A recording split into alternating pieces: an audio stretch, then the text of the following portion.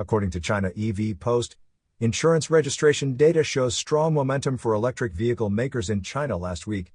BYD led with 72,100 registrations, despite a 17.79% drop from the prior week. Tesla followed with 18,600 registrations, up 5.68%, supported by its Shanghai factory producing the Model 3 and Model Y.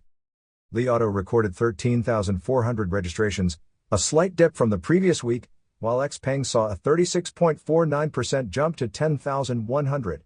Zeekr registered 8,900 vehicles, a 67.92% increase, and Leapmotor had 9,200, down 10.68%. Aito, a Huawei-Seres collaboration, reached 8,200 registrations, up 6.49%. NIO reported 6,500 registrations, a 20.37% rise, while its sub-brand Onvo doubled to 4,200. Onvo's first model, the L60, has surpassed 20,000 deliveries since its September 28 launch. Xiaomi registered 6,700 vehicles, an 11.67% increase, and announced its second model, the YU7 SUV, will launch mid-2025.